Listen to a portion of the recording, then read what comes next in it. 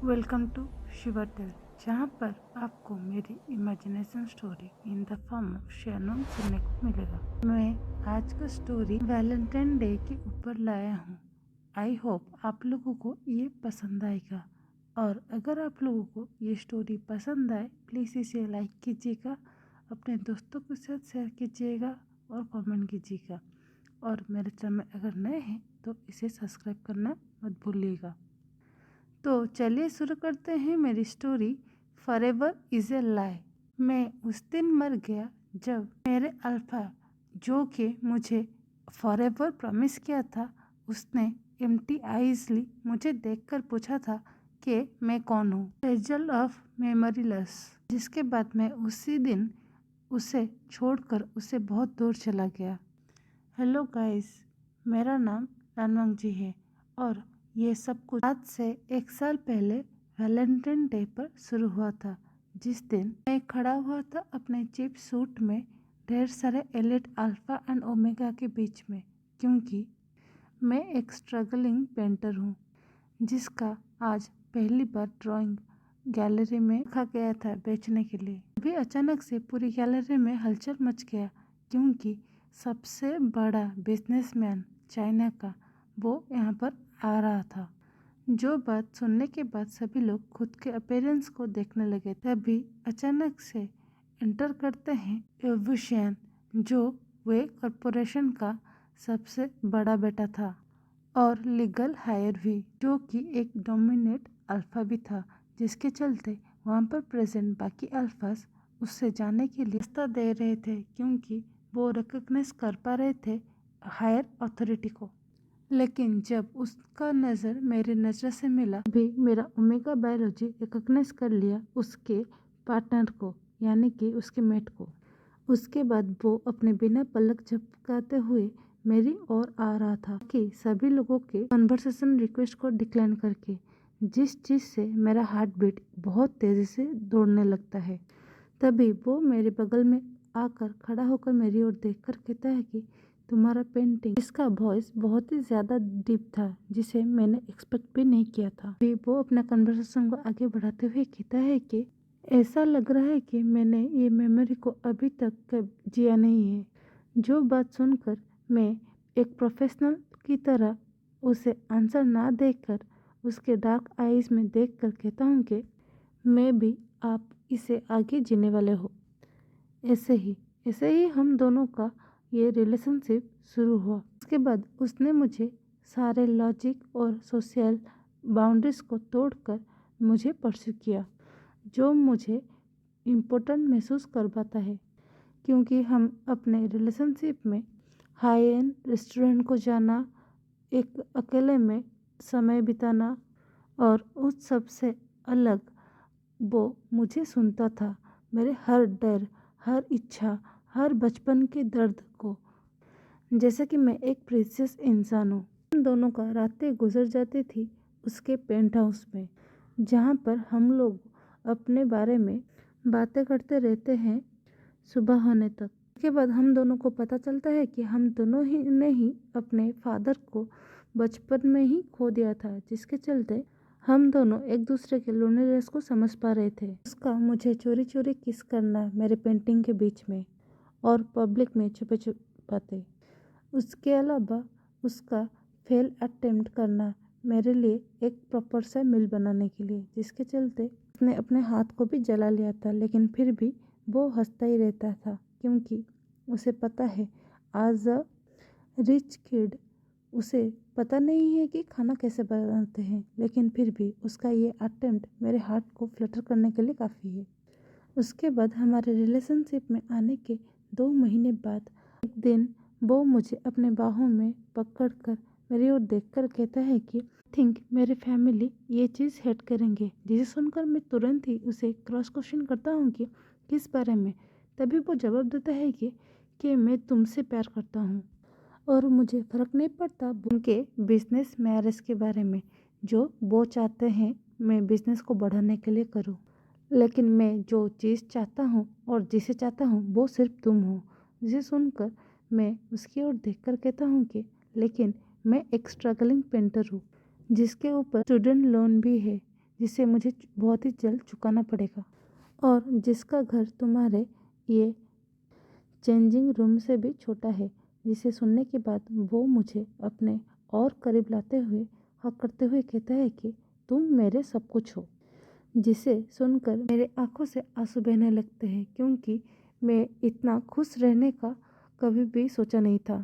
उसके बाद हम लोगों का ज़िंदगी आम तरीके से चल रहा था। तभी 3 महीने बाद उस कन्वर्सेशन की मेरे हिट ट्रिगर हुआ, जिसके चलते हम दोनों ने उसी ड्यूरेशन में एक दूसरे को मार्क किया, जिसके चलते हम दोनों के बीच में एक कनेक्शन बिल्ड हुआ, जो चीज़ आज से पहले कभी भी एग्जिस्ट नहीं कर रहा था। तभी वो मेरे कानों में कहता है कि यू आर माई डेस्टिनी। जिसे सुनने के बाद मैं उसकी ओर देखकर कहता हूँ कि प्रॉमिस करो कि तुम मेरे साथ फॉरएवर रहोगे। जिसे सुनकर वो कहता है कि फॉरएवर और उसके लाइफ आफ्टर भी। ऐसा कहकर वो हमारे प्रॉमिस को एक किस के थ्रू सील करता है। जिस चीज़ के ऊपर मैंने भरोसा कर लिया, हमारे रिलेशनशिप पर, जिस चीज़ को हमने के परिवार के बिना अप्रूवल के किया था। के बाद मुझे 1 महीने के बाद थोड़ा वीकनेस सा फील होता है और मैं जो भी खाता हूँ सुबह सुबह वो उल्टी हो जाता है। जिसे देखकर मैं कुछ सोचते हुए मार्केट जाता हूँ और वहाँ से ढेर सारे प्रेगनेंसी किट लेकर आता हूँ और जब टेस्ट करता हूँ तो पता चलता है कि मैं प्रेग्नेंट हूँ। जिसे देखकर मैं बहुत ही ज़्यादा खुश हो जाता हूँ। तभी मैं कुछ सोचते हुए उइंग को इस बारे में नहीं बताता हूँ, क्योंकि अभी वो बिजनेस के चलते फॉरेन गया है, वो भी पूरे 1 महीने के लिए टूर में। तभी मैं उसे सरप्राइज देने के लिए एक पेंटिंग बनवाता हूँ, जो कि हमारे रिलेशनशिप के साथ साथ हमारे होने वाले बच्चे को पोर्ट्रे करे। जिसके चलते मैंने 2 स्टार्स बनाए, जिसके नीचे एक छोटा सा स्टार चमकने लगा था। उसके बाद 1 महीने गुजर जाता है और इस 1 महीने में मैंने खुद का बहुत अच्छे से ख्याल रखा और मैं बीच बीच में उइंग से भी बातें करता था, लेकिन फिर भी मैंने उसे मेरे प्रेगनेंसी के बारे में नहीं बताया। तभी जब वो आने वाला था अपने ट्रिप से, उस दिन मैं उसके लिए खाना प्रिपेयर कर और उस ड्राइंग को अच्छे से रैप करके हमारे ड्राइंग रूम में रख देता हूँ। तभी अचानक से मुझे एक कॉल रिसीव होता है, जो कि बीजिंग सिटी हॉस्पिटल से था। यहाँ पर वो बताते हैं कि मिस्टर वेबुशियन का एक्सीडेंट हुआ है, इसीलिए आपको जल्द ही हॉस्पिटल आना पड़ेगा। बात सुनकर मेरे हाथों से वो पेंटिंग नीचे गिर जाता है और ऐसा लग रहा था कि मेरे जैसे पूरा दुनिया ही उजड़ गया है और ऐसे ही मेरा फॉरएवर शुरू होने से पहले ही ख़त्म हो गया। उसके बाद मैं भागकर जाकर जब सिटी हॉस्पिटल के आगे पहुंचता हूँ तो मैं पाता हूँ कि वो सिटी हॉस्पिटल के फ्रंट डोर को पूरी तरह से रिपोर्टर्स और बॉडीगार्ड्स ने घेर रखा है, क्योंकि चाइना का सबसे बड़ा बिजनेसमैन अभी घायल था और इसी हॉस्पिटल में रखा गया था। जिसके बाद जब मैं उन लोगों को बताकर अंदर जाने ही वाला था कि मैं उस अल्फ़ा का पार्टनर हूँ, तभी उस बॉडीगार्ड लोगों ने मुझे ऊपर से नीचे की ओर देखा और पूरी तरह से इग्नोर कर दिया। तभी मैं अपने हाथ को अपने बॉन्डेड मार्क के ऊपर रखकर कहता हूँ कि हम दोनों ने बॉन्ड भी किया है।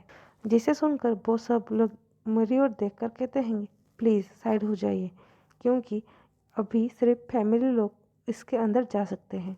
तभी मैं चिल्लाते हुए कहता हूँ कि मैं उसका फैमिली हूँ, आप समझ क्यों नहीं रहे हो।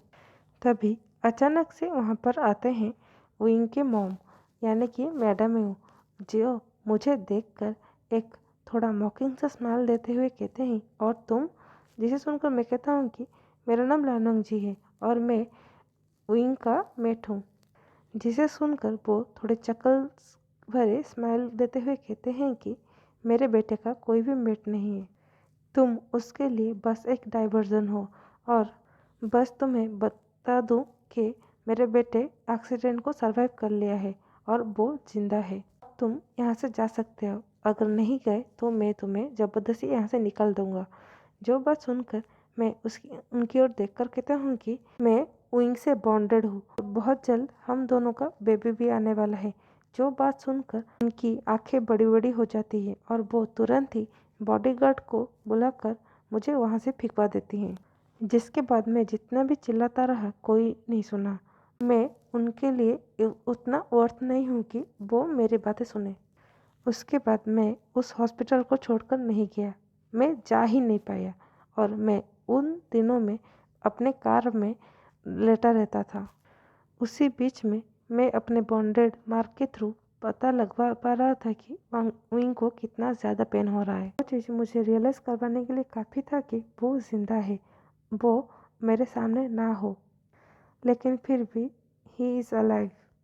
तभी एक दिन एक एल्डरली नर्स ने मुझे एक पास देते हैं और मेरी ओर देखकर कहते हैं कि रूम नंबर 605 जहाँ, और मैं तुम्हारे लिए सिर्फ इतना ही कर सकता हूँ। इसे रियलाइज़ करते हुए मैं उन्हें थैंक यू कहकर वहाँ से भागकर चला जाता हूँ। उसके बाद मैं जब रूम नंबर 605 के बाहर पहुँचता हूँ तो मुझे विंग का जो लोटस वाला सेंट है वो बाहर तक महसूस हो पा रहा था। तभी मैं जब डोर को ओपन करके अंदर जाता हूँ तो मैं पाता हूँ कि विंग बेड के ऊपर लेटा हुआ था और उसके पूरे हेड में बैंडेज हुआ था, जिसे देखकर मैं रोते हुए कहता हूँ कि थैंक गॉड विंग, तुम जिंदा हो। मुझे लगा कि मैं तुम्हें कभी नहीं देख पाऊँगा। जो बात सुनकर वो मेरी ओर देखकर कहते हैं, एक्सक्यूज़ मी, क्या आप मुझे जानते हो? तभी मैं चुप हो जाता हूँ और उसकी ओर देखकर कहता हूँ कि मजाक मत कर विंग, मैं कितना ज़्यादा परेशान हूँ पिछले एक वीक से तुम्हें मालूम नहीं है। जिसे सुनकर वो कहता है कि लेकिन आप हो कौन, क्या मैं आपको जानता भी हूँ? जिसे सुनकर मैं उसकी ओर जाते हुए कहता हूँ कि मैं लानवाक जी हूँ, तुम्हारा मेट। क्या तुम मुझे भूल गए हो? क्या सच में मैं क्या सच में तुम्हारा मेट हूँ, जबकि मुझे तुम्हारा नाम भी याद नहीं है? जिसे सुनकर मेरा मार्क पूरी तरह से जलने लगता है, क्योंकि मैं एक ऐसे इंसान से बॉन्डेड हूँ जिसे मेरा नाम क्या, मेरे अस्तित्व के बारे में भी याद नहीं है। मेरा हम लोगों का प्यार और हम लोगों का दुनिया तो बहुत दूर की बात है। तभी अचानक से रूम में एंटर करते हैं मैडम यू, जो मेरी ओर देखकर कहते हैं, ओह जिद्दी ओमेगा, तो अब तुम्हें पता चल गया होगा कि मेरे बेटे को अब तुम याद नहीं हो, तो तुम यहाँ से जा सकते हो। ऐसा कहकर वो विंग की ओर देखकर कहते हैं कि ये ओमेगा पिछले एक हफ्ते से पूरे हॉस्पिटल के स्टाफ्स को परेशान करके रखी है और वो सभी के आगे ये झूठा खबर फैलाती है कि वो तुम्हारा बॉन्डेड ओमेगा है। लेकिन तुम चिंता मत करो, मैं उसे हैंडल कर रहा हूँ। जो बात सुनकर उनके फेस में एक हेड सा एक्सप्रेशन आता है, जिसे देखकर मुझे बहुत ही ज़्यादा बुरा लग रहा था। तभी वो कहता है कि मुझे नहीं पता कि हम दोनों के बीच पिछले ज़िंदगी में क्या था, लेकिन मैं अभी हम दोनों के बीच एक क्लीन ब्रेकअप चाहता हूँ। जो बात सुनकर मैं अपने आप को रोक नहीं पाता और वहाँ से भागकर नीचे चला जाता हूँ और जब मैं अपने कार के पास पहुँचता हूँ मैं अचानक से उल्टी करने लगता हूँ। तभी अचानक से मेरे हाथ मेरे पेट के ऊपर जाता है और तभी मुझे रियलाइज़ होता है कि मेरे जो आने वाला बच्चा है वो अपने डैड के बिना पलेगा।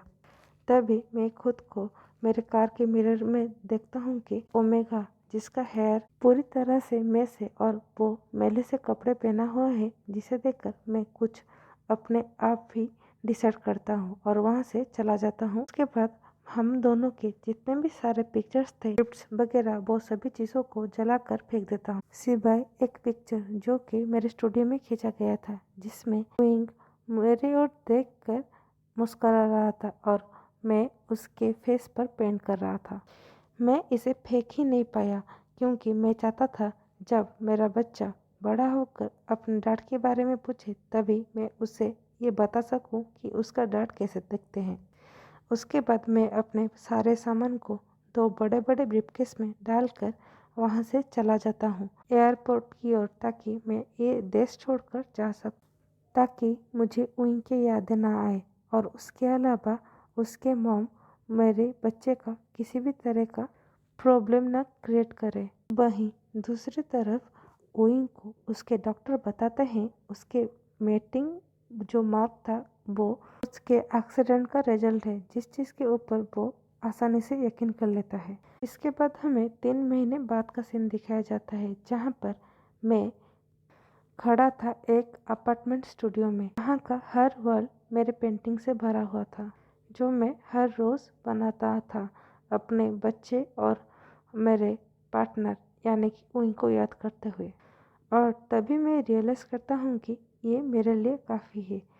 एक छोटा सा घर, वो भी जेजू आइलैंड में, जिसका रेंट मैंने पिछले 3 महीनों में कैफ़े में काम करके और फ्रीलांसिंग करके कमा कर पे करता हूँ। उसके अलावा मेरे बढ़ते हुए पेट और जो सप्रेशन मैं ले रही हूँ, वो भी मेरे ओमेगा स्टेटस को छुपाने के लिए, वो मेरी तबीयत को ख़राब करने के लिए काफ़ी है, जिसके चलते मैं बहुत ही ज़्यादा एक्साइटेड रहता हूँ। लेकिन फिर भी मैं हर चीज़ को सह लेता हूँ उस इंसान के लिए जो मेरे अंदर पड़ रहा है। और उसके अलावा मैं हर डॉक्टर्स अपॉइंटमेंट में अकेले जाता हूँ और पाता हूँ कि वहाँ पर प्रेजेंट बाकी पेशेंट के अपने अपने पार्टनर के साथ आए होते हैं, जो चीज़ मुझे विंग का याद दिलाने के लिए काफ़ी होता है। लेकिन सबसे ज़्यादा बुरा होता है लोगों का मेरी ओर घूरना और मुझे पीटी भरे नज़रों से देखना। तभी एक नर्स मुझे मेरे अल्फ़ा के बारे में पूछता है, जिसे सुनकर मैं मना करते हुए कहता हूँ कि डाटा अवेलेबल नहीं है, जिसे सुनकर वो थोड़ा सा मुँह बनाता है। इस चीज़ को मैं पूरी तरह से अवॉइड कर देता हूँ। और उसके बाद जब मेरे बच्चे को 6 महीने हो जाता है, यानी कि मेरे बेली में, मुझे बहुत ज़ोरों का पेन होता है। और तभी जब मैं डॉक्टर के पास जाता हूँ तो वो बताते हैं कि इसलिए हो रहा है कि मेरे पास अभी मेरे अल्फ़ा नहीं है, जिसका फेरोमोन मुझे ये सभी पेन से दूर रखता। जो बात सुनकर मैं कुछ नहीं कहता और चुपचाप वहाँ से चला आता हूँ। इसके बाद 7 मंथ में मुझे एक बेटा मिले, जो मुझसे अच्छे से बिहेव करते हैं और मेरे हर सिचुएशन के बारे में जानते हैं। बाय मेरे अल्फ़ा के नाम के अलावा वो बहुत ही ज़्यादा अच्छे इंसान थे। इसके चलते मैं उनके साथ साथ खुद को भी एक मौका दे रहा था, ताकि मेरे बच्चे को एक फादर फिगर मिल सके।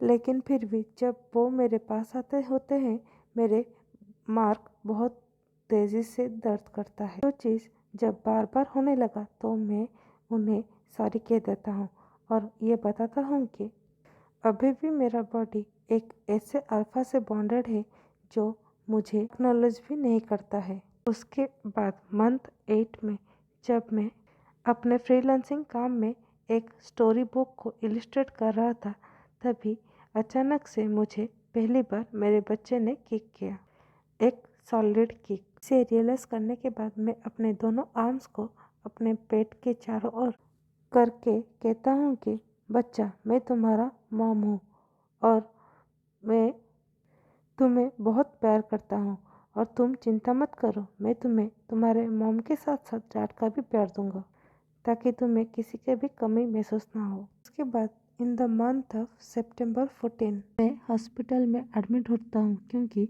मेरा लेबर पेन शुरू हो गया था। और उसके बाद पूरी 12 घंटे के लेबर के बाद मेरा बच्चा, मेरा ब्यूटीफुल सा बेटा पैदा होता है, जिसे देखकर मेरे डॉक्टर मेरी ओर देखकर कहते हैं कि मैं इतने सालों से यहाँ पर काम कर रहा हूँ, लेकिन पहली बार देखा है कि एक ओमेगा इतना ज़्यादा स्ट्रांग है कि वो 12 घंटे के लेबर को सहने के बाद वो भी अकेले अपने बच्चे को पैदा करता है। जो बात सुनकर मेरे आंखों से आंसू आ जाते हैं और मैं उनकी ओर देखकर कहता हूँ कि लेकिन डॉक्टर, मेरा बेटा का कैसा है, जिसे सुनकर वो तुरंत ही मेरे बच्चे को लाकर मेरी छाती के ऊपर लगा देते हैं, जिसे देखकर मैं बहुत ही ज़्यादा चौंक हो जाता हूँ, क्योंकि उसका बाल पूरी तरह से विंग के ऊपर गया था, उसका हेयर कलर, उसका हेयर टेक्सचर भी। उसके अलावा उसका फेस का जो स्ट्रक्चर है वो पूरी तरह से विंग की तरह दिखाई पड़ता था। लेकिन जब वो अपने छोटे छोटे आँखों को खोलता है तो मैं पाता हूँ कि वो विंग के गोल्डन आइज़ को नहीं, मेरे सिल्वर आइज़ को बोरो किया है। जो चीज़ को देखकर मैं मुस्कुरा देता हूँ और मन में सोचता हूँ कि ये वर्थ इट है, जितना भी पेन हो ये सब कुछ वर्थ इट है मेरे बच्चे के सामने।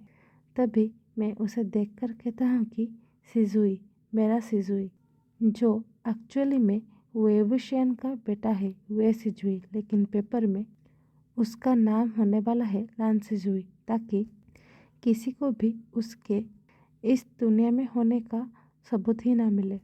उसके बाद ऐसे ही 2 महीने गुजर जाते हैं और इन्हीं 2 महीनों में मैं अपने इलिस्ट्रेटर का जॉब फ्रीलांसिंग में रात को करता रहता था, जब मेरा बच्चा उसके सेकेंड हैंड पालने में सोता रहता था।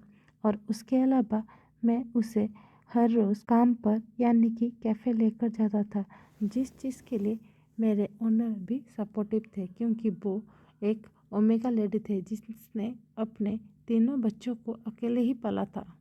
उसके बाद जैसे पैटर्न से ही बन गया, जब वो पहली बार मुस्कुराता था, जब वो पहली बार चलता था और जब वो पहली बार पापा कहा था, मैंने हर चीज़ को फ्रेम करके रखा है वीडियो एंड पिक्चर्स के थ्रू, ताकि मेरी जो छोटी सी उम्मीद है कि एक दिन विंग वापस आएगा, ताकि उसे मैं ये सभी चीज़ों को दिखा सकूँ, ताकि वो भी अपने बच्चे का वो फर्स्ट हर चीज़ को महसूस कर सके। उसके बाद मेरे बच्चे का फर्स्ट बर्थडे पे मैंने एक केक मेरे किचन में बेक किया और हम दोनों ने मिलकर उसके बर्थडे को सेलिब्रेट किया। और मैंने उसका जब पिक्चर खींचा तो तब वो केक के क्रीम के साथ खेल रहा था। इससे देखकर मैं बाद में मुस्कुरा देता हूँ।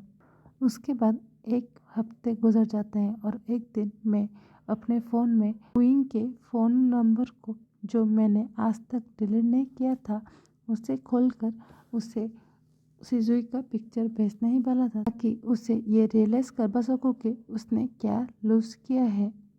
लेकिन फिर कुछ सोचते हुए मैंने उस पिक्चर को सेंड नहीं किया और वो मैसेज को डिलीट कर देता हूँ। वहीं दूसरी तरफ बेजिंग सिटी में विंग अभी भी कभी कभी रात को डरते हुए जग जाता है और उसे रात भर अच्छे से नींद भी नहीं आता है, क्योंकि जब वो सोता है उसे हनुमान जी का सपना आ रहा था, जिस चीज़ को जब वो अपने साइकेट्रिस्ट के साथ शेयर करता है तो वो उसे उसके एक्सीडेंट का साइड इफेक्ट कहकर टाल देते हैं। उनके मुताबिक विंग कैरेक्टर्स और स्टोरीज वगैरह को अपने मन में ही सोचता रहता है कि वो जो उसका मेमोरी लॉस हुआ है उसके एम्प्टीनेस को फील कर सके, जो चीज़ को विंग पूरी तरह से इग्नोर कर देता है, क्योंकि उसे रियलाइज़ हो पा रहा था कि उसने बहुत ही ज़्यादा ज़रूरी चीज़ों को खो दिया है, जिस चीज़ को वो याद नहीं कर पा रहा है, जो चीज़ उसे बहुत ही ज़्यादा फ्रस्ट्रेट करवाती है। वहीं दूसरी तरफ इन 4 सालों में सिजुई मेरा पूरा दुनिया बन चुका था, जो कि मेरे साथ साथ जेजू आइलैंड के सबसे फेमस बच्चा भी था। उसके शार्प नोज़, शार्प फीचर्स और उसके यूनिक से हेयर के वजह से, जो लाइट में शाइन करता था, जो सभी चीज़ें मुझे विंग का याद दिलाता था, क्योंकि मेरा बेटा हम दोनों का एक यूनिक सा कॉम्बिनेशन था। और वहाँ के लोग मुझे हमेशा पूछते रहते थे कि मेरे बच्चे का ये हेयर कलर के साथ साथ हेयर टेक्सचर कहाँ से आया है, जो चीज़ को मैं हमेशा टाल देता था और मजाक करते हुए कहता हूँ कि शायद उसके दूसरे डैड की तरफ से आया हो, जो बात सुनकर दूसरे लोग किसी भी तरह का बात नहीं बनाते। उसके बाद हमें एक दिन का सीन दिखाया जाता है जहाँ पर वांग जी गार्डन में बैठकर जल्दी जल्दी में ड्राइंग बना रहा था, ताकि शाम होने से पहले अपने ड्राइंग को ख़त्म कर सके। और वहीं दूसरी तरफ सिजुई खेल रहा था। तभी दूसरा बच्चा आकर सिजुई को अप्रोच करते हुए कहता है कि सिजुई, कैसे तुम्हारे पास डैड नहीं है, क्योंकि हर बच्चे के पास अपना डैड और मॉम दोनों होता है। जो बात सुनकर वो थोड़ा रोते हुए मेरे ओर भाग कर आकर कहता है कि मॉम, मेरे पास डैड क्यों नहीं है। बात सुनकर मैं स्टंट हो जाता हूँ। मुझे पता था ये दिन आएगा, लेकिन फिर भी जितने भी मेरे प्रैक्टिस थे, जो मैंने मिरर को देखकर प्रैक्टिस किया था, वो सब धरे के धरे रह गए। जब मैंने सिजुई की आंखों में देखा, तभी मैं नीचे झुककर उसे अपनी गोद में उठाते हुए कहता हूँ कि बच्चा, ऐसी बात नहीं है, हमारे डैड हमसे बहुत दूर हैं, जो बात सुनकर वो तुरंत जवाब देते हुए कहता है क्या वो अब इस दुनिया में नहीं रहे। जैसे मेरे बेस्ट फ्रेंड के ग्रैंडपा। जो बात सुनकर मैं थोड़ी देर चुप हो जाता हूँ, लेकिन फिर भी मैं सोचता हूँ कि मैं कभी भी विंग को मरा हुआ नहीं कह सकता हूँ। इतना बड़ा झूठ मैं अपने बच्चे को कैसे कहूँ। इसीलिए मैं उसे चुप कराते हुए कहता हूँ कि ऐसा नहीं है बेटा, बस वो अभी हमारे साथ नहीं रह सकते। जो बात सुनकर वो मेरी आंखों में देखकर कहता है क्यों, मैंने क्या गलती किया है। बात को जब मैं सुनता हूँ मैं तुरंत ही सिजुई के दोनों गालों को पकड़ते हुए कहता हूँ कि ऐसी बात अभी भी मत करना कि तुमने कुछ गलती किया है। तुम तो सबसे अच्छे बच्चे हो, लेकिन मैं इस बात को तुम्हें समझा नहीं सकता। अडल्ट स्टफ बहुत ही कॉम्प्लिकेटेड है, लेकिन मैं प्रॉमिस करता हूँ कि मैं तुम्हें तुम्हारे मॉम के होने के साथ साथ तुम्हारे डैड का भी प्यार दूंगा। जो बात सुनकर वो मुझे टाइटली हक करता है और मुझे कहता है कि आई लव यू मॉम। लेकिन मैं बाद में ये नोटिस कर पाता हूँ कि सिजुई पार्क में प्रेजेंट दूसरे फैमिली जिनके मॉम डैड दोनों आए थे उन लोगों को घूर रहा था, जो चीज़ मेरे हार्ट को दर्द देने के लिए काफ़ी था। तभी मैं रात को पाता हूँ कि सिजुई अपने सारे ड्राइंग्स और कलर्स वगैरह को चारों ओर बिछाते हुए कंसंट्रेट के साथ कुछ कर रहा था, जिसे देखकर जब मैं उसके ड्राइंग सेट में झांकता हूँ तो मैं बहुत ही ज़्यादा शॉक हो जाता हूँ, क्योंकि उस ड्राइंग में एक दो इंसान थे। उनमें से एक बिल्कुल मेरी तरह हेयर रख रहा था और दूसरा इंसान बिल्कुल विंग की तरह, और उन दोनों के बीच में वो था, जिसे देखकर मैं उसकी ओर देखकर कहता हूँ कि बेटा तुम कैसे बता सकते हो कि तुम्हारे डैड का हेयर कलर तुम्हारे हेयर कलर की तरह है, क्योंकि आज तक तुम कभी भी अपने डैड से नहीं मिले हो। तभी वो मेरी ओर देखकर कहता है कि मॉम, क्योंकि मैंने अपने डैड को ड्रीम में देखा हूँ। जो बात सुनकर मेरा ब्लड कोल्ड हो जाता है और मैं उसकी ओर देखकर कहता हूँ क्या तुमने ड्रीम देखा है। तभी वो कहता है कि हर रोज़ मैं हर रात को उनके बारे में ड्रीम देखता हूँ। वो बहुत ही ज़्यादा टॉल इंसान है और वो एक घर की तरह स्मेल करते हैं। जो बात सुनकर मैं ये सोचने लगता हूँ कि क्या ऐसे भी हो सकता है कि बॉन्ड के चलते उसे इस बारे में पता चल गया और वो इस बारे में ड्रीम्स भी देख पा रहा है। क्या ऐसे भी होता है। तभी मैं डरते हुए उसकी ओर देखकर कहता हूँ कि और तुम उस ड्रीम में क्या देखा। तभी वो कहता है कि वो मुझे कभी कभी चीज़ें सिखाते हैं, जैसे कि जो शूज़ लेस को कैसे बांधते हैं, जो अभी मैं सीख रहा हूँ, कैसे मैं आपकी तरह ड्राइंग करूँ। और उन्होंने कहा है कि ऐसा कहकर वो मेरे कानों में विस्पर करते हुए कहता है कि I am sorry, I am so sorry, मैंने देर कर दिया। जो बात सुनकर मैं बातों को हंसी में उड़ा देता हूँ, लेकिन फिर मेरे हार्ट को पता है कि ये कितना बड़ा चीज़ है। अभी मैं उसे हक करते हुए कहता हूँ कि ड्रीम बच्चा ड्रीम होता है, ये रियलिटी कभी नहीं हो सकता। तभी वो कहता है कि लेकिन ये बहुत ही ज़्यादा रियल लग रहा है। उसके बाद हमें दिखाया जाता है कि वांग जी का सप्रेशन यूज़ करने की वजह से और बॉन्डेड होने की वजह से उसका हिट साइकिल बहुत ही ज़्यादा पेनफुल गुजर रहा था, जिसके चलते वो बहुत बार कोशिश करता है कि दूसरे लोगों को डेट कर सके ताकि उसे मदद मिल सके। लेकिन जितने भी इंसान आए उसके लाइफ में वो उसका बॉन्ड मार्क उस सभी लोगों को रिजेक्ट कर देता है और उसे याद दिलाता है उतने उसके जितने सारे भी मेमोरीज थे उनके साथ। उसके बाद पैसा आता जाता ही रहता है और इसी बीच में हुआंग जी बहुत अच्छे से सिजुई का ख्याल रख रहा था। उसके लिए डे केयर, उसके लिए शूज़, उसका फेवरेट जीन्स, सब चीज़ उसे देता था जो उसे चाहिए था। लेकिन एक दिन अचानक रात को सिजुई को बहुत तेज बुखार आ रहा था और जिसके चलते वो चिल्लाते हुए अपनी नींद से उठ जाता है और कहता है कि मॉम, बहुत ज़्यादा पेन हो रहा है, मैं बियर नहीं कर पा रहा हूँ। इसके बाद एम्बुलेंस को बुलाया जाता है और उसे लेकर हॉस्पिटल ले जाया जाता है, जहाँ पर जब डॉक्टर उसे डायग्नोस करते हैं तो बताते हैं कि ये एक हाइब्रिड फीवर है। उसका जो इनर अल्फा एंड ओमेगा है वो एक दूसरे के ऊपर काबू करने की कोशिश कर रहे हैं। उससे सिर्फ उसके शायर का फेरामोन चाहिए जो उसे काम कर सके। जिसे सुनकर वांगची कहता है कि लेकिन मेरे पास उसके डैड का किसी भी तरह का कॉन्टैक्ट डिटेल नहीं है। जो बात सुनकर डॉक्टर न्यूट्रली उसकी ओर देखकर जवाब देते हैं कि तो तुम्हें जल्द से जल्द उसे ढूंढना होगा, लेकिन क्योंकि अगर तुम उसे ढूंढने में देर करोगे तो ये दोबारा भी हो सकता है और धीरे धीरे ये बुरा से और भी ज़्यादा बुरा हो जाएगा। इसके बाद वांगजी एक डिसीजन लेता है कि आने वाले चैरिटी गाला पर अगर मैं ढेर सारे पेंटिंग्स को बेच सकूं तो सिजू का अच्छे से ट्रीटमेंट करा पाऊंगा और उसके अलावा विंग ना सही कोई दूसरे कंफर्टेबल अल्फा को ढूंढ सकूंगा जो मेरे बच्चे का शायर की तरह मदद कर सकेगा। उसके बाद हमें चैरिटी गाला इवेंट नाइट का सीन दिखाया जाता है जहाँ पर वांगची एक बोरोड सूट लेकर रेडी हो रहा था उसी गाला होटल के वॉशरूम में, और वहीं पर दूसरी ओर सिजुई बैठकर अपने मॉम की ओर देखते हुए कहता है कि मॉम आप ज़्यादा नर्वस लग रहे हो।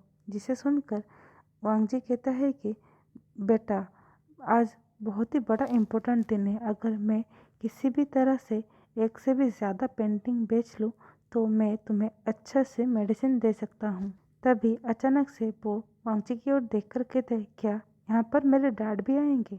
जो बात सुनकर वांगची का ब्लड कोल्ड हो जाता है और वो याद करने लगता है कि उसे आज ही इवनिंग में पता चला है कि यह इवेंट में सिर्फ कोरिया के बिजनेसमैन ही नहीं चाइना के बिजनेसमैन भी आएंगे।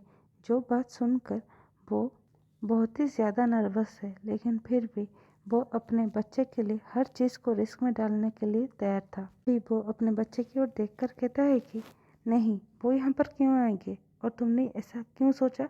जिसे सुनकर सिजुई कहता है कि क्योंकि मैंने सपना देखा है कि डैड आज इस पार्टी में आएंगे और हम लोग कल एक साथ एक फैमिली की तरह रहेंगे। यहाँ पर आप एक रियल स्माइल दे रहे होंगे। जो बात सुनकर वांगजी हंसते हुए कहता है कि बेटा सपना एक प्रॉमिस की तरह होता है, ये बात छोड़ो, चलो चलते हैं। वहीं हमें गाला का सीन दिखाया जाता है जहाँ पर क्रिस्टन सैंडलर से पूरे हॉल को सजाया गया था जो कि इतना ज़्यादा एक्सपेंसिव था कि जिसे देखकर वांगजी थोड़ा घबरा जाता है। वहीं चारों ओर सारे एलिट अल्फाज और ओमेगास खड़े हुए थे और सभी लोग वेट कर रहे थे चाइना से आए हुए बड़े बड़े बिजनेसमैन का। तभी विंग जाकर अपने पेंटिंग के सामने तैयार होकर खड़ा हो जाता है और मन में सोचने लगता है कि वो ये पेंटिंग का थीम और सभी एक्सप्लेनेशन के बारे में। तभी अचानक से चारों तरफ हल्ला मच जाता है कि जो एंटर किया था वो एक डोमिनेटिंग अल्फा था और जब उस इंसान का फेरोमोन हमारा वांगची स्मेल करता है तो वो बहुत ज़्यादा पैनिक करने लगता है और मन में सोचने लगता है कि गॉड ऐसा नहीं हो सकता, वो यहाँ पर कैसे हो सकता है। चाइना में उसके अलावा दूसरे भी तो बिजनेसमैन हैं, आपने ऐसा क्यों किया जबकि यहाँ पर अभी सिजुई भी है। तभी मैं देख पाता हूँ कि मेरे सामने थोड़ी दूर पर विंग अपने एक बिजनेस पार्टनर के साथ बातें कर रहा था और वो वही स्माइल दे रहा था जो अभी सिजुई देता है और जिसने वो सूट पहना है जो मेरे कार प्राइस से भी ज़्यादा होगा। फिर अचानक से वो अपनी नज़र चारों तरफ घुमाता है और तभी अचानक से उसका नज़र जब मेरे ऊपर पड़ता है तो हम दोनों पूरी तरह से स्टंट हो जाते हैं। उसके हाथों में पकड़ा गया शैंपेन का ग्लास भी ट्रेंबल करने लगता है।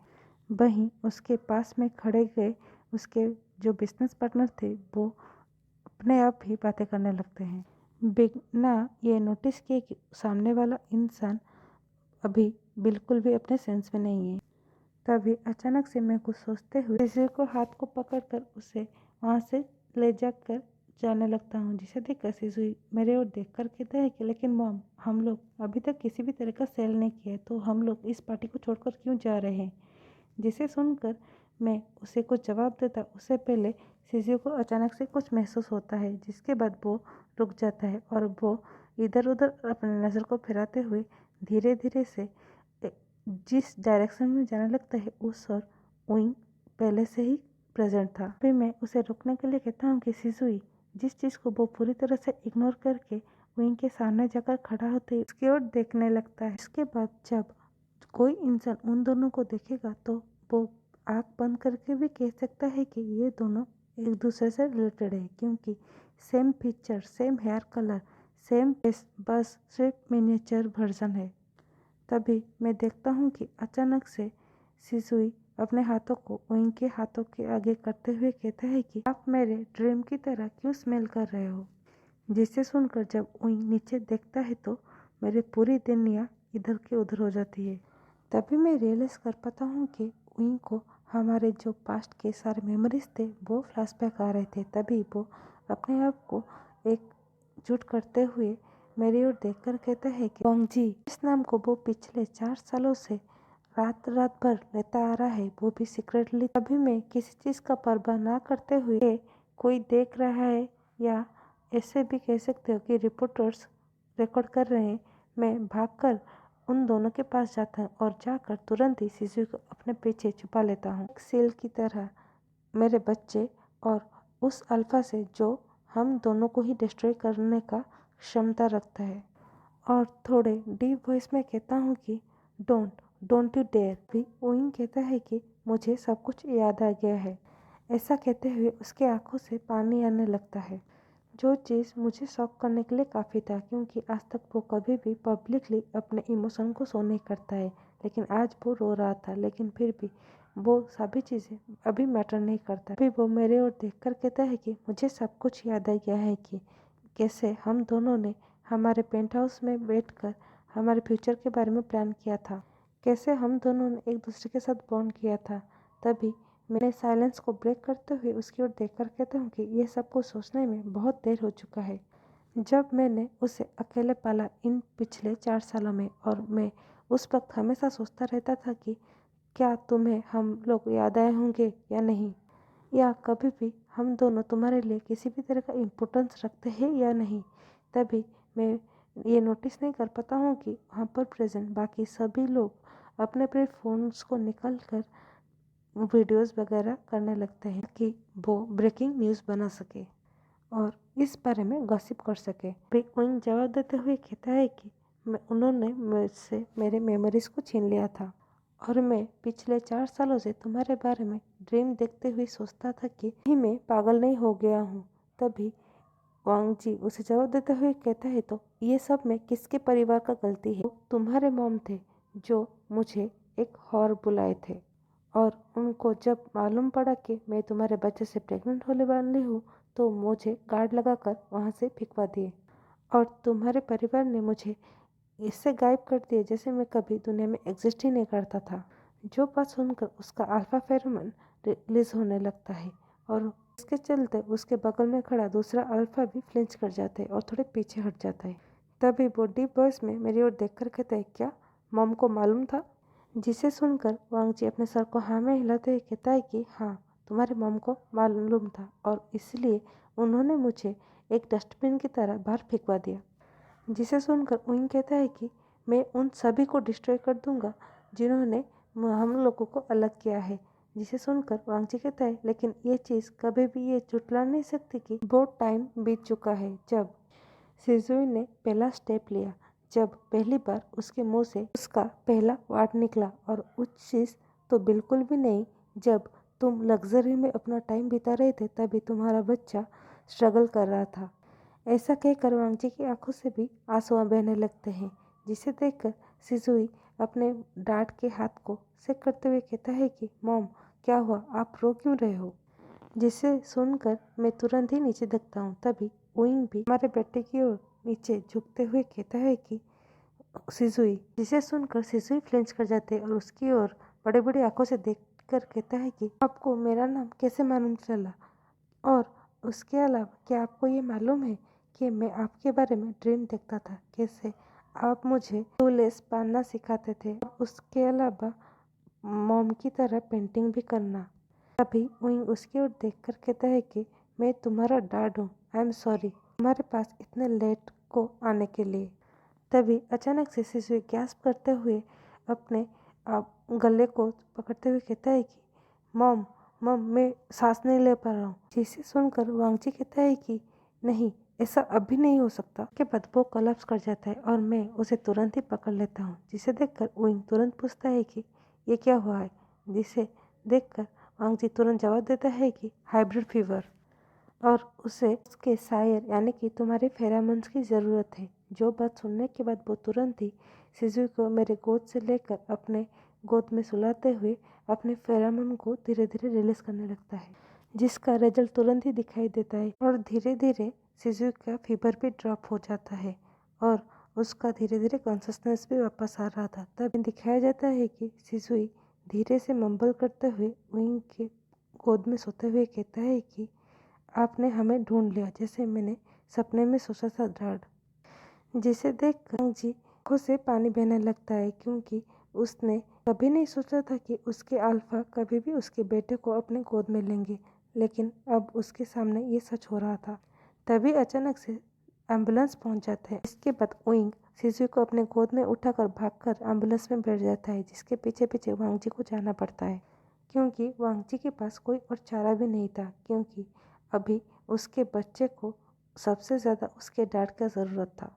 तभी एम्बुलेंस के अंदर विंग वांग जी की ओर देखकर कहता है कि प्लीज़ वन चांस। मुझे पता है कि मैं किसी भी तरह का सेकंड चांस डिज़र्व नहीं करता, लेकिन फिर भी हमारे बच्चे को अभी मेरा ज़रूरत है, इसीलिए क्या तुम मुझे और एक चांस नहीं दे सकते? जिसके बाद मैं उसे मना कर सकता था, ताकि मैं खुद को और सिसुई को हार्ट ब्रेक से बचा सकूं। लेकिन जब मैं देखता हूं कि कैसे उसके गोद में हमारा बच्चा अच्छे से सांस ले पा रहा है, जो कि पिछले कुछ दिनों से नहीं था, और उसका जो बॉन्ड मार्क है वो भी थोड़े जल रहा था, जैसे कि उसका बॉन्ड रिकॉग्नाइज कर पा रहा था उसके अल्फा को। तभी मैं उसकी आंखों में डायरेक्ट झांकते हुए कहता हूँ कि लास्ट चांस, मैंने तुम्हें लास्ट चांस दिया, लेकिन सिर्फ और सिर्फ हमारे बच्चे के लिए, ना कि तुम्हारे लिए, ना हमारे लिए, सिर्फ और सिर्फ हमारे सिसुई के लिए। जहाँ पर हम दोनों को ही मालूम था जो हम बोल रहे हैं वो सबसे बड़ा झूठ है, क्योंकि हम दोनों का बॉन्ड कभी भी ब्रेक नहीं हुआ था। इसके बाद हमें दिखाया जाता है कि सिसुई इतने दिनों के बाद शांति से सो रहा है, वो भी अपने डैड के गोद में, और वो भी एक प्राइवेट हॉस्पिटल में। जो सब कुछ विंग ने सिसुई के लिए तैयार किया था, जहाँ पर हमारा बच्चा हम दोनों के बीच में शांति से लेटा हुआ था, और मैं नोटिस कर पाता हूँ कि सिसुई अभी भी टाइटली अपने डैड के फिंगर को पकड़ा हुआ है। तभी अचानक से बातें शुरू करने के लिए विंग वांग जी की ओर देखकर पूछता है कि और तुमने सिसुई का नाम कैसे रखा? तभी वांग जी जवाब देता है कि हम दोनों ने एक दिन जब रात को बातें कर रहे थे, तभी हम दोनों ने ये नाम कॉमनली सोचा था। तुम्हें याद होगा या नहीं वो मैं बता नहीं सकता।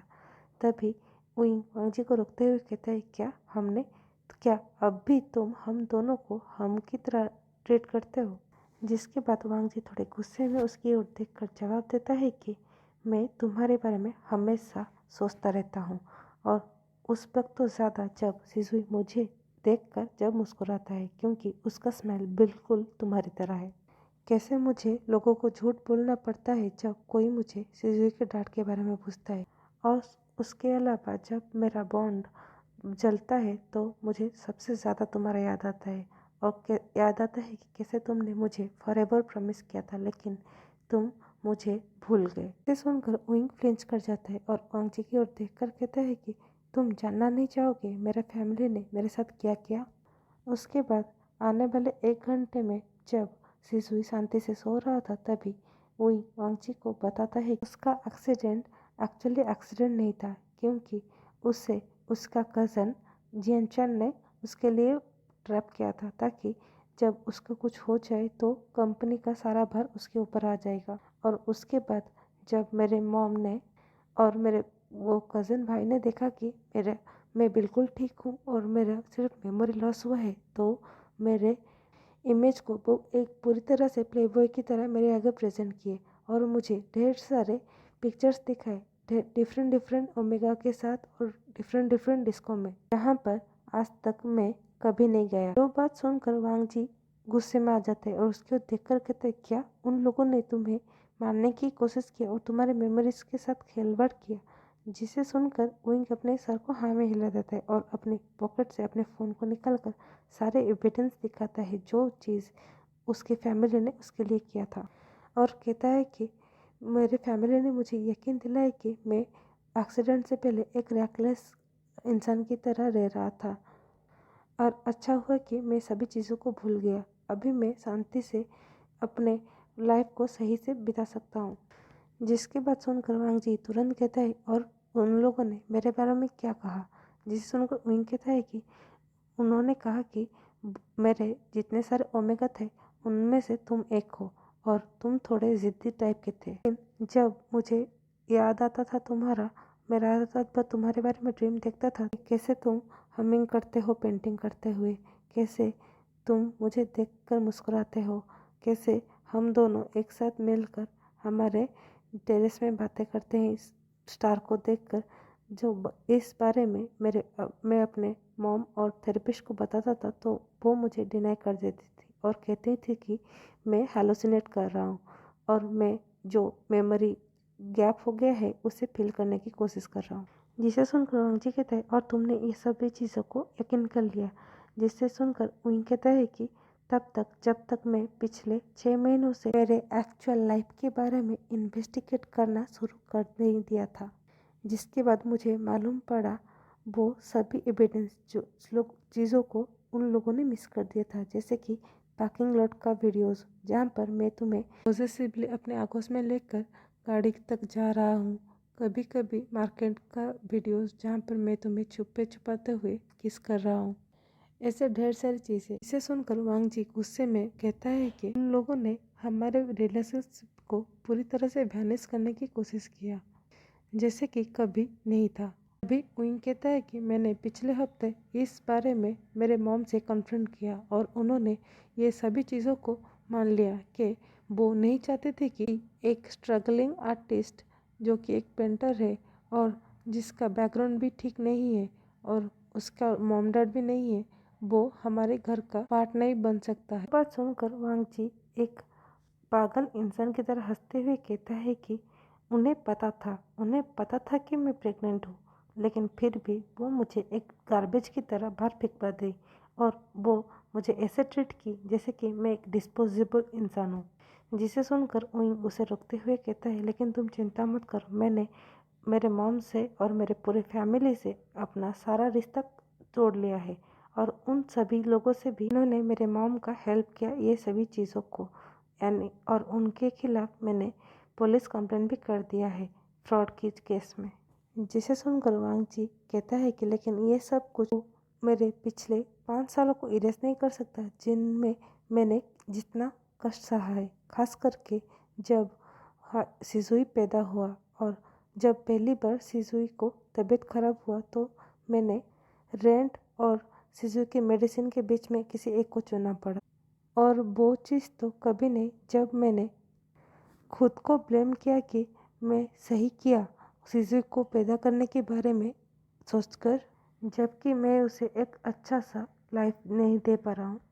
और जब तुम हाई एंड पार्टीज अटेंड कर रहे थे और अपने बिजनेस डील को क्रैक कर रहे थे जो कि तुम्हारे फैमिली चाहती थी वो लाइफ तुम जियो, तब मैं 3 पार्ट टाइम जॉब करता था ताकि मैं हमारे बच्चे के लिए का बेसिक नीड उसे प्रोवाइड करवा सकूं। और उसके बाद हमारे प्यारे शियानवांग का कॉन्वर्सेशन रात भर चलता है और इसी रात भर में वांग जी विंग को बताता है कैसे वो 12 घंटे लेबर पेन में रही, वो भी बिना कोई अल्फा फेरामोन के जो उसे सूट कर सके, और वो कैसे दूसरे अल्फास को भी चांस दिया डेट करने के लिए, लेकिन फिर किसी चीज़ को उसका बॉन्ड एक्सेप्ट नहीं किया।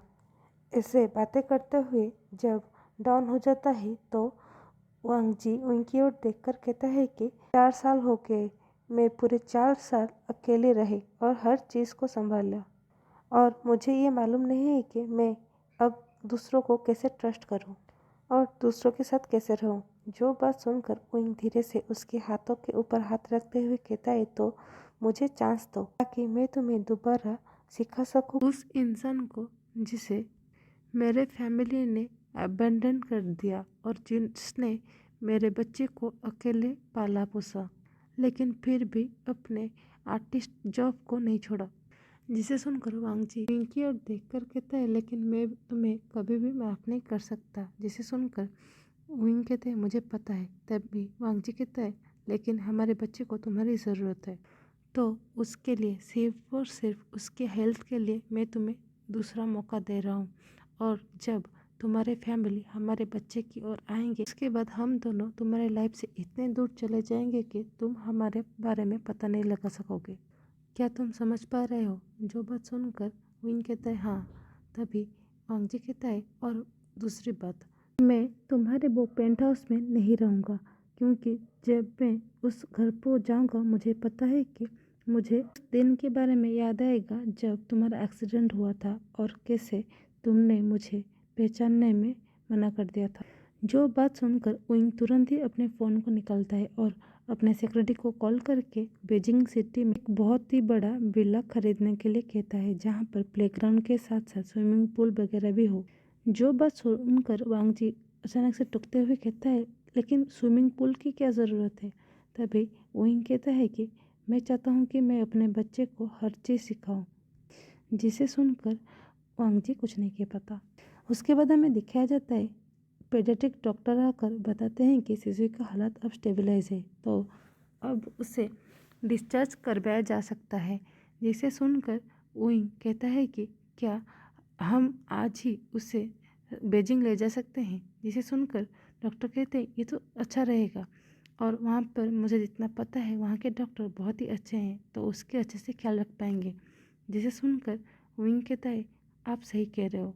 उसके बाद हमें दिखाया जाता है, जब शिशु का डिस्चार्ज हो जाता है तो वो शिशु को लेकर जी के अपार्टमेंट जाते हैं, जहाँ पर सभी चीज़ों को वो अच्छे से पैक करके अपने देश के लिए निकल जाते हैं। उसके बाद हमें बीजिंग सिटी का एक बंगलो का सीन दिखाया जाता है, जहाँ पर लोगों को लगाकर वांगजी अपने सारे ड्राइंग्स वगैरह को एक कमरे में सेट कर देता है और उसके अलावा सिजुई के सारे जो कपड़े हैं उससे सिजुई के कमरे में अच्छे से सेट कर देता है और अपने सारे सामान सिजुई के बगल वाले कमरे में शिफ्ट कर देता है, जिसे देखकर वहीं कुछ नहीं कह पाता। तभी सिजुई वांगजी की ओर देखकर कहता है, मॉम, क्या आप डैड के साथ नहीं रहोगे?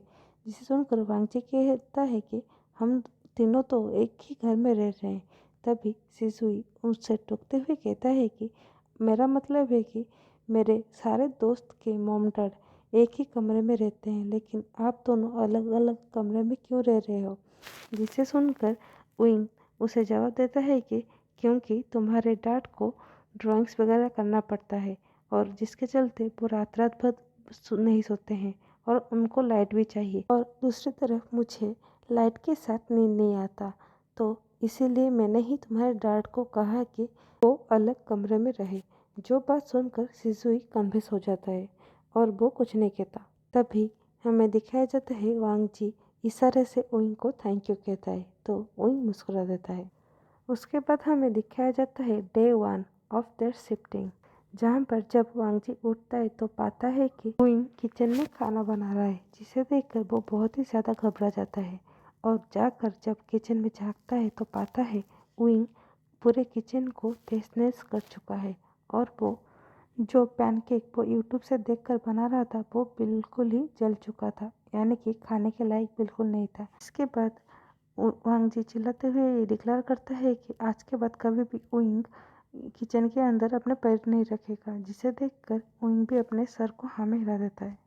और नेक्स्ट डे यानी कि डे 2 में जब ओइंग वांगजी को ढूंढने के लिए उसका आर्टिस्ट वाले रूम में जाता है तो पाता है उस कमरे में एक तरफ एक पेंटिंग था जिसमें 2 स्टार के नीचे एक छोटा सा स्टार साइन कर रहा था, जिसे देखकर वो तुरंत ही वांगजी की ओर देखकर कहता है, ये क्या है?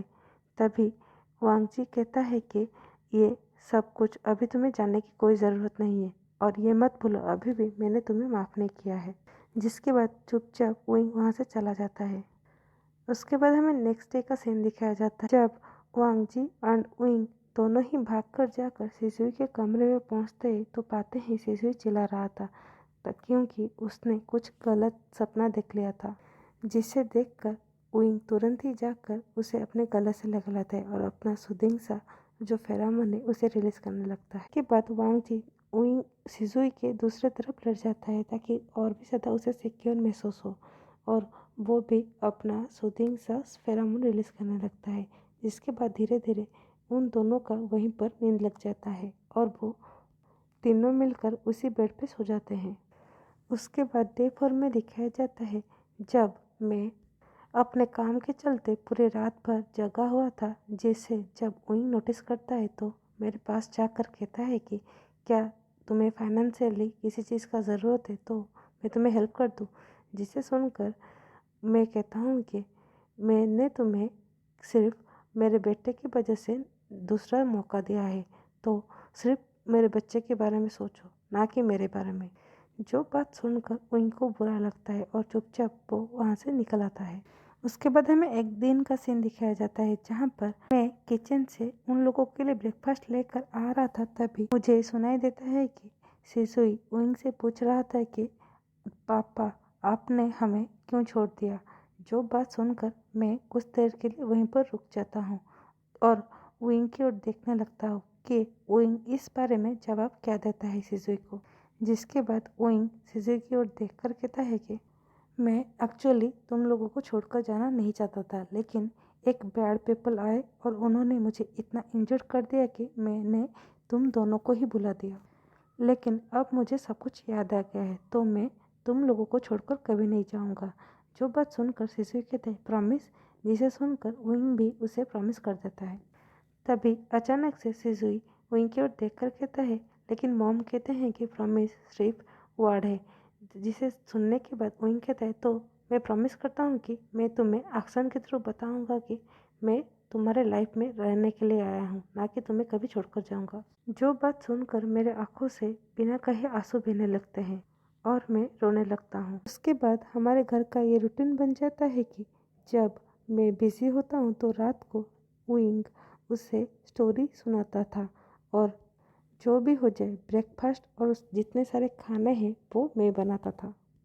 और उसके अलावा जीजू के जिद के मुताबिक हम तीनों मिलकर शॉपिंग करने के लिए जाते थे, ग्रोसरी शॉपिंग। इसके बाद सब कुछ सही चल रहा था, लेकिन एक दिन जब रात 2:30 मेरा काम ख़त्म होता है और मैं सोने के लिए रूम में जाने ही वाला था, तभी मैं नोटिस कर पाता हूँ कि बालकनी का लाइट ऑन था। जिसे देखकर जब मैं उस ओर जाता हूँ तो पाता हूँ कि विंग खड़ा होकर कुछ सोच रहा है।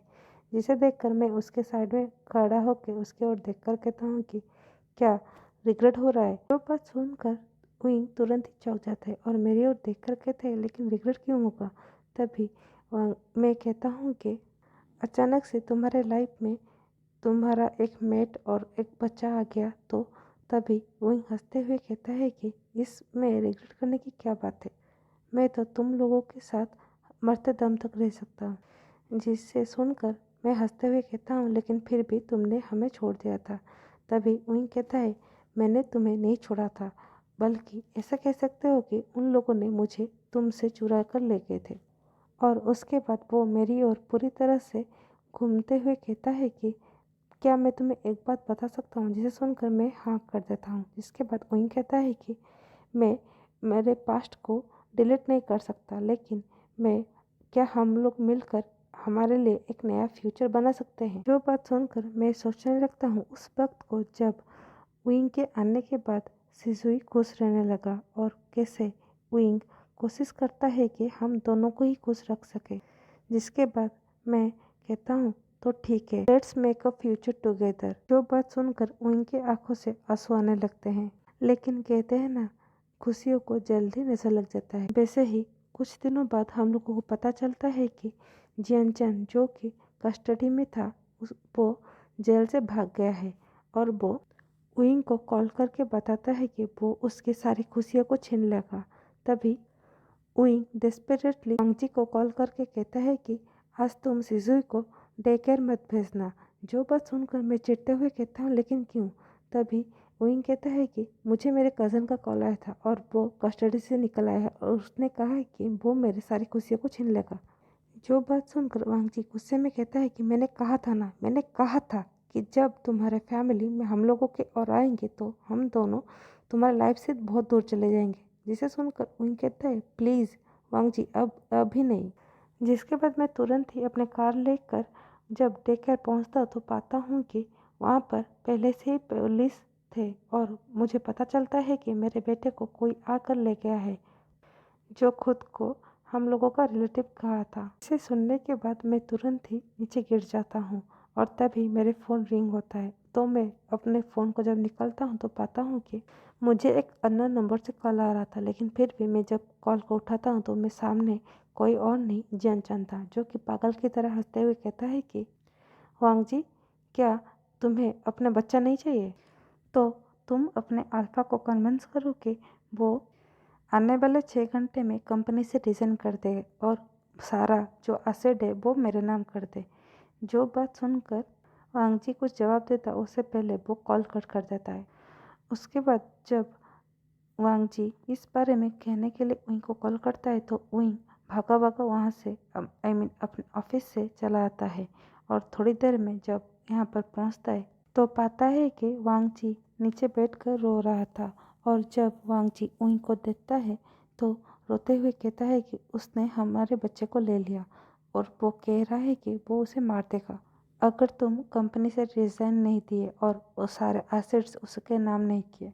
जो बात सुनकर वो तुरंत ही मुझे हक कर लेता है और कहता है कि डोंट वरी, हम दोनों मिलकर उसे वहाँ से निकाल लेंगे। जिसे सुनकर मैं कहता हूँ कि लेकिन कैसे? जिसे सुनकर वहीं कहता है कि मैंने बहुत देर से उसका फ़ोन ट्रैप किया है, इसीलिए मुझे बहुत जल्द उसका लोकेशन मिल जाएगा और उसके अलावा मेरे पास बहुत सारे कॉन्टैक्ट्स है पुलिस में। उसके बाद अचानक से विंग को कॉल आता है और उसे पता चलता है कि उन लोगों को जियानचंद का लोकेशन मिल गया है, जिसके सुनने के बाद वो दोनों ही वहाँ से तुरंत ही निकल जाते हैं। और जब वो लोग वहाँ पर पहुँचते हैं तो विंग वांगजी की ओर देखकर कहता है, तुम कार में रहो और मैं जाता हूँ हमारे बट्टे को लेकर आता हूँ। जो बात सुनकर वांग जी फ्यूरियसली कहता है कि तुम्हें क्या लग रहा है मैं फ्रैजाइल हूँ, मैं बचा नहीं सकता। तुम ये मत भूलो कि मैं पिछले 4 सालों से हमारे बच्चे को मैं खुद ही बचा रहा हूँ।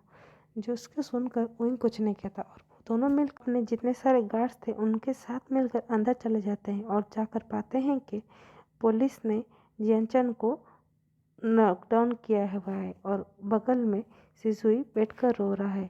और तभी जब सिजुई को हम दोनों का फेरामन हिट होता है तो वो हम दोनों की ओर देखकर चिल्लाते हुए हमारी ओर भागकर चला आता है और जिसके बाद वांग जी तुरंत ही उसे अपने गले से लगा लाता है और जब अपने उसके चारों तरफ देखता है तो पाता है वो बिल्कुल सही सलामत है, सिर्फ और सिर्फ उसके हाथों में जो रोप का है उसका निशान बन गया था।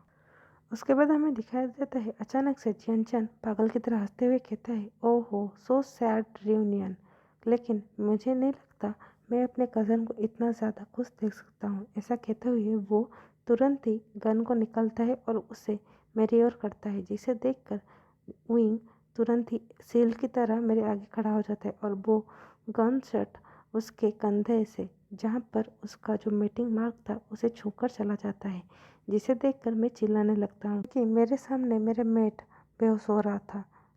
जिस चीज़ को देखकर जियानचंद और भी ज़्यादा पागल की तरह हंसने लगता है। इसके बाद हमें दिखाया जाता है पुलिस मिलकर जियानचंद को वहीं पर शूट कर देते हैं और उसका डेथ वहीं पर हो जाता है। वहीं दूसरी तरफ हमारा बच्चा यानी कि सिसुई जोर जोर से अपने पापा के जो शरीर को पकड़कर रो रहा था, तभी हमें दिखाया जाता है कि एम्बुलेंस पहुंच जाते हैं और एम्बुलेंस से हम तीनों वहां से चले जाते हैं मेडिकल। यहाँ पर मुझे डॉक्टर लोग मिलकर उससे अलग करने की कोशिश कर रहे थे, तभी मैं चिल्लाते हुए कहता हूँ कि मैं उसका मेट हूँ, वो भी बॉन्डेड मेट। जिसे सुनकर जब नर्स मुझे चेक करता है तो पाता है कि उसके गले में जो मार्क था वही मार्क मेरे गले में भी था, जिसके बाद वो अलग कर देता है। और उसके बाद हमें दिखाया जाता है मैं पूरी रात तक वो ऑपरेशन चला, मैं सिर्फ उसके बगल में खड़े होकर सिर्फ ये कह रहा था कि डोंट लीव मी, मैं तुम्हें माफ़ कर दिया और मैं तुमसे अभी भी प्यार करता हूँ, तो तुम मुझे छोड़ने के बारे में सोच नहीं सकते। ऐसा कहकर मैं रोने लगता हूँ और वहीं दूसरी तरफ हमारा बच्चा वो मेरे पैर को पकड़कर वो भी रो रहा था। उसके बाद हमें दिखाया जाता है थोड़ी देर बाद जब ऑपरेशन खत्म हो जाता है तो डॉक्टर बताते हैं कि अभी वो स्टेबल है, जिसे सुनकर हम दोनों का आंसू रुक जाता है और वो हम दोनों सिर्फ वहीं पर बैठकर उसे देखते रहते हैं। और वैसे ही देखते देखते हम लोग कब सो जाते हैं हमें मालूम नहीं पड़ता और हम लोगों का नींद तब खुलता है जब उइंग अपने मुंह से आवाज़ निकालने की कोशिश कर रहा था, जिसे सुनने के बाद मैं तुरंत ही जग जाता हूँ और उसकी ओर देख कर कहता हूँ, क्या तुम पागल हो गए हो? कैसे तुम हमें बचाने के लिए हमारे सामने आ गए? जो बात सुनकर वो कहता है कि मैं ऐसे और भी 100 गोलियां खाने के लिए तैयार हूँ जब तक तुम और सिजुई ठीक सही सलामत हो।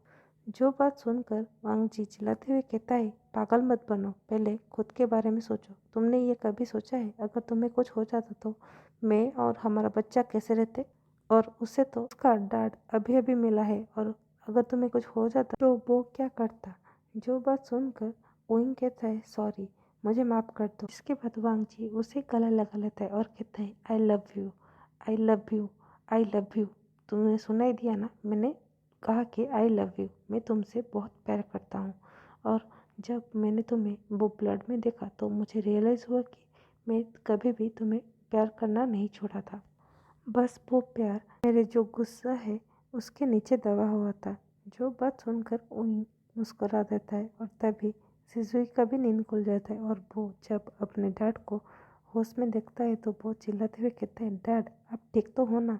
जिसे सुनकर उइंग अपने हाथों को उठाते हुए उसके सर पर रखकर कहता है, बेटा आई एम एब्सोल्युटली फाइन। लेकिन आप तो ठीक तो हो ना, आपको कुछ नहीं हुआ? जो बात सुनकर सिजुई कहता है, I am a brave boy dad, मुझे कुछ नहीं हो सकता। जो बात सुनकर हम दोनों ही मुस्कुरा देते हैं। उसके बाद हमें 3 महीने बाद का सीन दिखाया जाता है जहाँ पर हमारे प्यारे शियान वांग फॉर्मली एक दूसरे के साथ वेडिंग कर रहे थे, जहाँ पर रिंग बैरियर का काम सिजुई ने बहुत ही ज़्यादा सीरियसली लिया था। जिसके बाद हमारे दोनों लीड एक दूसरे को देखकर कहते हैं, फॉर एवर, जिसके रिप्लाई में वांगजी भी कहता है, फॉर एवर। तो ये था मेरी story forever is a lie, यहाँ पर कैसे लोगों की वजह से हमारे प्यारे शियानवांग अलग हो गए थे और उसके बाद एक दूसरे के डेस्टिनी के चलते एक दूसरे से फिर से मिले और फिर से कैसे वो सभी चीज़ों को बिल्ड किया। आई होप आप लोगों को ये पसंद आएगा, और अगर आप लोग अभी तक ये स्टोरी को सुन रहे हो प्लीज़ इसे लाइक कीजिए, अपने दोस्तों के साथ शेयर कीजिए और कमेंट कीजिए, और मेरे चैनल अगर नए हैं तो इसे सब्सक्राइब करना मत भूलिए। Bye bye, see you in the